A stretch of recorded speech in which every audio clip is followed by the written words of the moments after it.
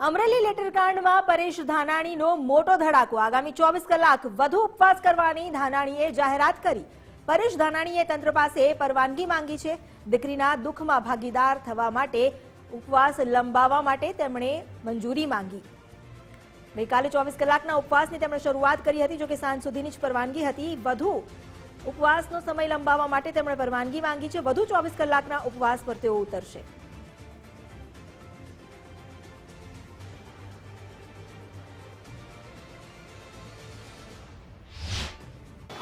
दुख साथे के दीकरीना दुखमां भागीदार थवा ए दीकरीने न्याय मळे एवी अपेक्षा साथे गुजरातना जनजनना हृदयनी अंदर नारी स्वाभिमाननी ज्योत प्रगटे ए अपेक्षा साथे हालथी वधु 24 कलाक आ धरना आगळ धपाववानी आ मंच उपरथी जाहेरात।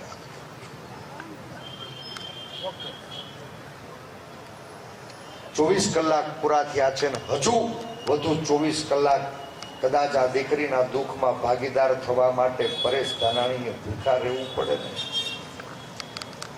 તેનો અફસોસ નહીં, પણ આ સરકારની સંવેદનાઓ જાગે અને વહેલી તકે દીકરીને ન્યાય મળે એવી રાજ્યના મુખ્યમંત્રી પાસે અત્યારે પણ અપેક્ષા છે।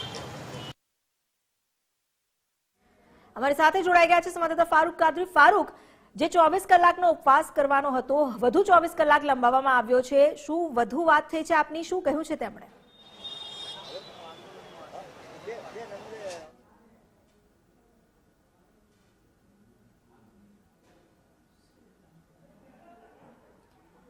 લાગે છે સંપર્ક નથી સાધી શકાયો। તેમની સાથે સંપર્ક સાધીને વાત કરીએ તે પહેલા ફરી આપને એ જણાવી દઈએ કે દીકરીના દુઃખમાં ભાગીદાર થવા માટે આ ઉપવાસ પરેશ ધાનાણીએ લંબાવ્યા છે। વધુ 24 કલાક માટે ઉપવાસની મંજૂરી પણ તેમણે માંગી છે।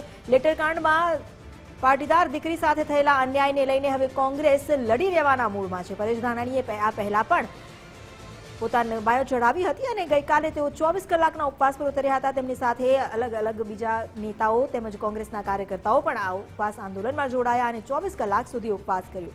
અમારી સાથે ફારૂક કાદરી જોડાઈ ગયા છે। ફારૂક, શું વધુ અપડેટ્સ છે આપની? પરેશ ધાનાણી સાથે પણ વાત થઈ હશે, શું કહ્યું તેમણે? જે જણાવી દઉં કે અમરેલી જિલ્લાના રાજકારણમાં ફરી ખળભળાટ મચી ગયો છે। આંદોલન પાર્ટ 2 ચાલુ થઈ ગયો છે। પરેશ ધાનાણીએ નારી સ્વાભિમાન આંદોલનનો બીજો પાર્ટ શરૂ કર્યો છે અને 24 કલાકના વધુ ઉપવાસની માંગણી કરી છે ને ગૃહમંત્રી હર્ષ સંઘવી અને કૌશિક વેકરિયાનો નાર્કો ટેસ્ટ કરાવવાની પણ માંગ કરી છે અને મોબાઈલ કોલ ડિટેલ છે અમરેલી એસપી હર્ષ સંઘવી અને કૌશિક વેકરિયાની પણ માંગ કરી છે। આપ જોઈ શકો છો કે પરેશ ધાનાણીએ જે રીતે અત્યારે માંગ કરી છે, વીરજીભાઈ ઠુમ્મર પણ અહીંયા છે અને પ્રતાપભાઈ દુધાત પણ અહીંયા હાજર છે। પરેશભાઈ ધાનાણી પણ નીચે ઉતરી રહ્યા છે, પરંતુ મહત્વની વાત એ છે કે હાલમાં અમરેલી જિલ્લાના રાજકારણમાં વધુ ખળભળાટ મચાવતી ઘટના હોય તો વધુ 24 કલાકના ઉપવાસ આંદોલનની જાહેરાત છે। ગઈકાલે જે સૂત્રોની માહિતી મળી તે મુજબ અમરેલીના કલેક્ટર દ્વારા જાહેરનામું પ્રસિદ્ધ કરવામાં આવ્યું છે। જાહેરનામું પ્રસિદ્ધ કર્યું છે તેમાં સભા સરઘસ પર પ્રતિબંધ મૂકવામાં આવ્યો છે, પરંતુ પરેશ ધાનાણી દ્વારા વધુ 24 કલાકના ઉપવાસ આંદોલનની માંગ કરી છે। ત્યારે જોવાનું એ રહ્યું કે તંત્ર દ્વારા વધુ ઉપવાસ આંદોલનની પરવાનગી આપે છે કે નહીં। ત્યારે હાલ જોવાનું એ છે કે અમરેલી જિલ્લાના રાજકારણમાં સૌથી ખળભળાટ મચાવતી ઘટના હોય તો 24 કલાકના ઉપવાસ આંદોલન પાર્ટ 2 ની શરૂઆત થઈ ગઈ છે અને પરેશ ધાનાણી દ્વારા કૌશિક વેકરિયાના call detail, mobile WhatsApp call detail, Harsh Sanghavi અને તેના નાર્કો ટેસ્ટ પણ કરવાની પણ માંગ પરેશ ધાનાણીએ કરી છે। ત્યારે આગામી દિવસોમાં આવતીકાલે પરેશ ધાનાણી દ્વારા અમરેલીના વેપારીઓને પણ અપીલ કરવામાં આવી છે કે વેપારીઓ અડધો રોજ બંધ પાળે, બાદમાં ત્રીજી નવી રણનીતિ જાહેર થશે। પરંતુ હજી પોલીસ તંત્ર દ્વારા ઉપવાસ આંદોલનના પાર્ટ 2 ને મંજૂરી મળે છે કે નહીં તે અંગે જોવું રહ્યું। ત્યારે આપણી સાથે પ્રતાપ દુધાત છે, પ્રતાપ દુધાતને પૂછવાના પ્રયત્ન કર્યું।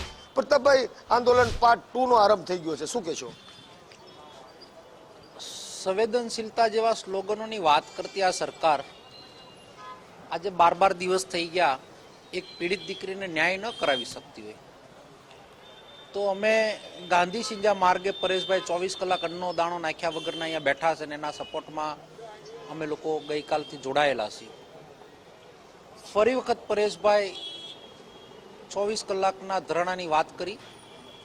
પાર્ટ 2 ની અંદર જે વાતો એણે પ્રેસમાં કરી છે એના સપોર્ટમાં બેન પાયલને ન્યાય ન મળે ત્યાં સુધી અમારી લડવાની માનસિક તૈયારી છે। પાર્ટ 2 ની અંદર ધરણા ઉપર બેઠા એના સપોર્ટમાં અમે અહીંયા બેઠા છીએ। વીરજીભાઈ ઠુમ્મર છે, વીરજીભાઈ ઠુમ્મરને પૂછવાના બદલે વીરજીભાઈ પાર્ટ 2 આંદોલનનો અધ્યાય શરૂ થઈ ગયો છે, શું કહેશો? આવતીકાલ સુધી આંદોલન લંબાવવા માટે પોલીસને એપ્લિકેશન આપી દીધી છે અને અમરેલી બંધનું એલાન બપોર સુધી આપ્યું છે. વેપારીઓને વિનંતી કરી છે કે આ દીકરીનો પ્રશ્ન છે, આજે આ દીકરીનો પ્રશ્ન, કાલે આપણી કોઈ પણ દીકરીનો પ્રશ્ન આવે ત્યારે આ સરકાર ઉપર દબાણ વધારવા માટે સોશિયલ મીડિયાઓ, પ્રિન્ટ મીડિયાઓ અને આખા ગુજરાતના 18 વર્ણે જે સહકાર આપ્યો છે, ત્યારે અમરેલીની વેપારી આલમ બપોર સુધી પોતાનો ધંધો રોજગાર બંધ રાખી અને આ ઊંઘેલી કુંભકર્ણની નિંદ્રામાં સરકારને જગાડવા માટેનો અમારો પ્રયાસ છે. એ પ્રયાસમાં અમારી સાથે જોડાય એવી લાગણી છે. કેમેરામેનને કહીશ કે આપણે પૂર્વ નેતા વિપક્ષ પરેશ ધાનાણી પણ મળવાના પ્રયત્ન કરશું. પરેશ ધાનાણી આ અંગે શું કહે છે તે પણ જાણવાના પ્રયત્ન કરશું. પરેશભાઈ, આંદોલન અધ્યાયનો 2 આરંભ થઈ ગયો છે, શું કરી લીધી વાત હમણાં જ વાત કરી છે. મારા ધરણા શરૂ છે. મને વિશ્વાસ છે કે તંત્ર મંજૂરી આપશે અને નહીં આપે તો પણ પોલીસ જ્યાં ઉપાડીને જાહે જેલના સળિયા પાછળ પણ મારા ધરણા શરૂ રહેવાના છે.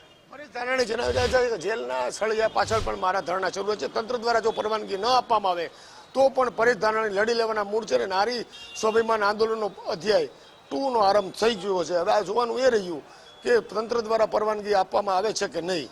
જી આભાર આપનો જાણકારી આપવા માટે. પરેશ ધાનાણી જેમણે સ્પષ્ટ કર્યું છે કે પોલીસ પરવાનગી ન આપે તો પણ તેમના ધરણા શરૂ રહેશે.